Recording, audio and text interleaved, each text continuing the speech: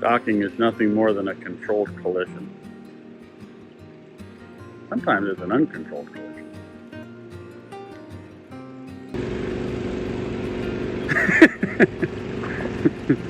Yeah, they're making faces. That's funny.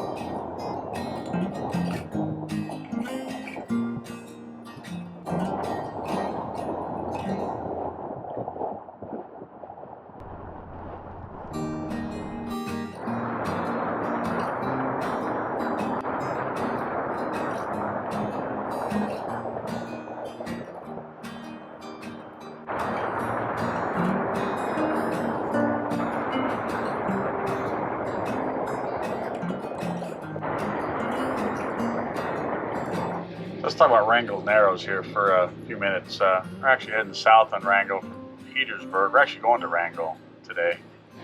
So I guess it was a couple weeks ago. We were heading north. So we left Ketchikan and our next stop was Petersburg. That's a long run. I want to say it's about 120 miles or so roughly. So what we did was I got a good weather window, so leaving Ketchikan, I literally had flat seas from Ketchikan all the way to the south entrance of Wrangell Narrows. And it's about 90, I think it's 95, call it 100 miles roughly, from Ketchikan to the south entrance of Wrangell Narrows. So I looked at the tide and the current for Wrangell Narrows, and I timed it so that we would get to the south entrance of Wrangell Narrows right at slack before flood, which the day we hit it was about 11:30 in the morning. So it's pretty good timing. We actually got there a little bit early, which was perfect because I stopped about 3 miles outside of the entrance to Wrangell Narrows in the south end, and we slowed down, did 6 knots and ate lunch because I knew once I got into the Narrows, you know, it was going to be a lot of red right return, watching the buoys and stuff to navigate through it because it's not super narrow, but it is narrow.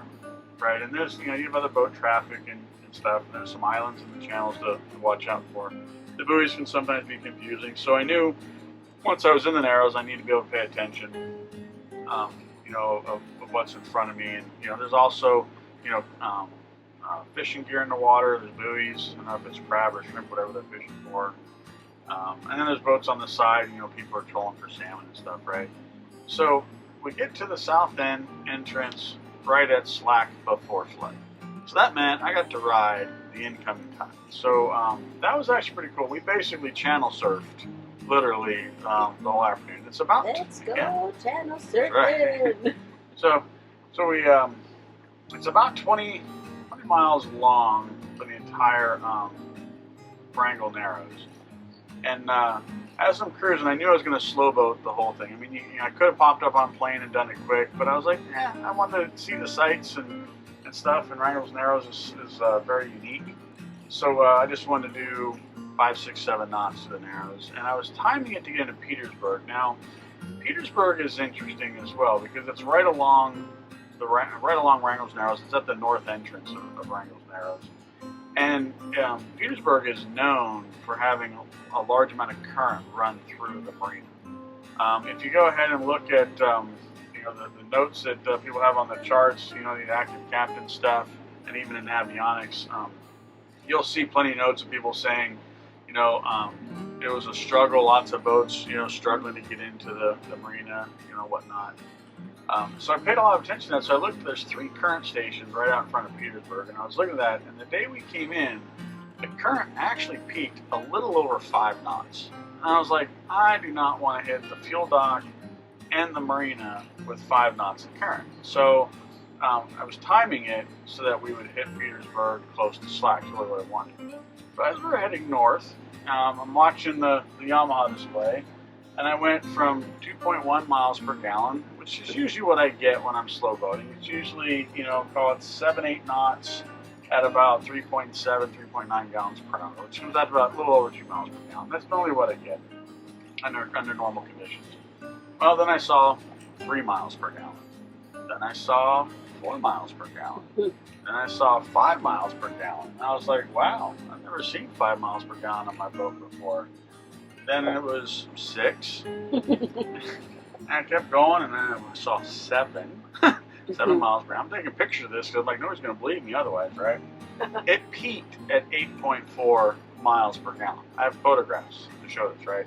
So Lemon Drop hits me on the radio about that time, and she was actually at 10 miles per gallon. Her boat's a little lighter than ours, and her autopilot, she was doing heading hold, stopped working. It was getting a speed source there because there wasn't enough water flowing under the boat because the current was pushing us so far, right? So then I'm looking at the timing, and I'm like, we're going to land at this rate. It says we're going to land in Petersburg, like right at peak current at 5 knots. And it's like, this is all wrong, right? So I'm looking at the charts, and we had a couple miles further to go, and there was a spot on the side called Papkes Landing.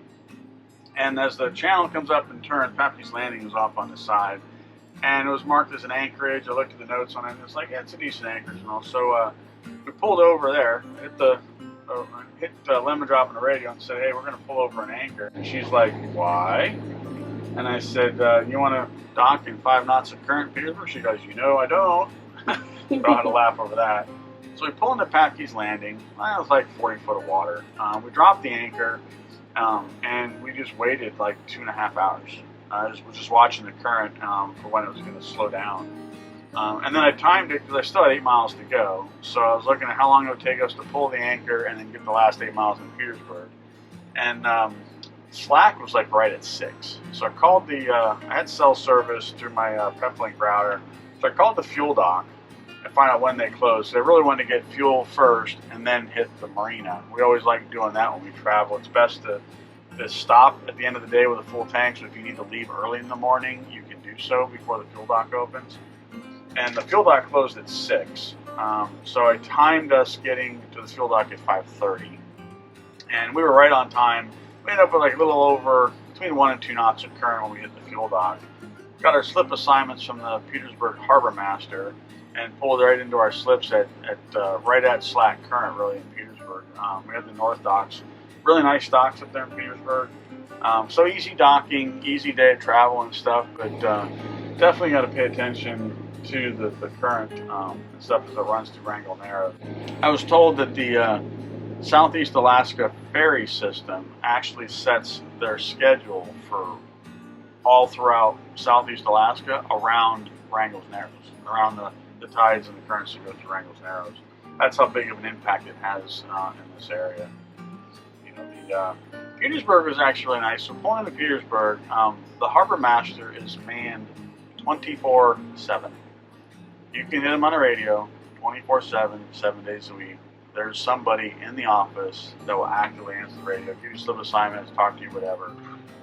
They have, as it was explained to me, they've got $1 million plus operation of fishing vessels out of Petersburg, and it's in everybody's best interest. It's worth it to them to have that harbor master there manned 24/7. So that made it really convenient. So you just hit them on the radio, gives you your slip assignment, and your hot slip in when they know when the fishing boats are out, how long they'll be gone, and they give you one of those. They have slips. a whole chart on the wall. Yeah. So really nice. One of our favorite marinas actually is in Petersburg to pull into. It's so easy to talk to those guys and work with them, and they're so knowledgeable and stuff. But so you get a slip, and then you just go in and you just register, but you don't pay, and you tell them how many days you think you're going to be there. But if you're going to be longer, they don't care. They run it like a bar tab. Just the day before, the night, the evening. Sounds funny. The evening before you're going to leave, you just go up there and say, "Hey, I want to settle up my bill," and then give them the money for it. And Mortgage runs with power about $31 a night for a 32-foot. So pretty affordable. Certainly less expensive than I pay down in the San Juan and Puget Sound area. Really nice docks. They look new, although I think they're about 10 years old. But they've got all GFCI protected electrical breakers and 30 amp power. And so today we're actually we're now heading south on Wrangell Narrows. We left Petersburg and we're going to pop out the bottom end of Wrangell Narrows, and then we're actually going to go to Wrangell, which is about 20 miles outside the entrance. We have not been to Wrangell yet, so that should be interesting. And one of the things is if you time Wrangell Narrows correctly, you can actually ride the tide both ways. So you can ride the tide and let it push you in, and then the halfway point, the tide will turn and it'll take you back out again. You save a lot of fuel. That day we're coming north, I bet you I did all of Wrangell Narrows. I bet you I did it on less than 3 gallons of gas. So I wouldn't be surprised. It was so low on fuel that day. The turning point, the measuring point to look at, if you look on your charts, look for Papkes Landing and for Mountain Point. And it's right up in there is about where the current will change and go the opposite direction. And basically it's a narrow choke point, and then when it comes out on the north side of the Mountain Point, it's where it gets wider, and that's when the current drops. So if you want to do your timing from the south end, you're basically looking at the south end up to near Papkes Landing, a little further north, and then, like I said, once you hit Mountain Point, the current will end up going the other direction. That's the turning point when you get there right when the tide changes, so you can ride the tide both ways. But other than that, we've had pretty good weather, cloudy, overcast, seems to be the norm. We've had downpour. What do you mean pretty good weather? It's on traveling days. Oh, yeah. At the dock, we've had torrential downpour. The last 2 days in Petersburg have been. We had one sunny day and we had 2 rainy days. One was just rainy, and then Monday was nice. The other day, yesterday, it was just a torrential downpour. Tuesday was. What's today? Thursday. Like the ocean came and fell from the sky. So, but highly recommend Petersburg. They've got a grocery store there. They've got a decent laundromat there. There's a bar there. Coastal, the fish place. Yeah, Coastal Seafoods. I have really good seafood stuff there. I bought some pink crab legs there. I splurged on that. Oh my God, they were so good. Best I've had in a long, long time. They actually had spot prawns. So since I missed shrimp season in San Juan this year, because I came up here, I bought myself a couple bags of spot prawns. 4 pounds of prawns we went through already. We don't have any left. And they had halibut and stuff there. And you can either buy just a fish and then cook it on your boat. We did some of that, and then also they serve food up there too. Fish and chips and stuff like that. Salmon burger. Salmon burger is the best. Yeah. So, and it's a short walk from the docks. You want to stay at the north dock for a smaller boat. Where you really got to be. And also talking with the locals there, the north dock has less current that passes through it than the middle and the south dock does. In fact, he was telling me on the south dock, there's times when the current's running, you can't get your boat out. You have to wait for the current to slow down. The north dock, he says, it doesn't run as quick through there. But the fuel dock's pretty much exposed to whatever the current is running through the narrows. And the north dock is where most of the stuff is. There's really not a lot down at South Dock, and I know that because Jan and I walked down there. There were a couple little shops. Most of it's all mechanic stuff. That's about it down there. No store. All right, back to navigating.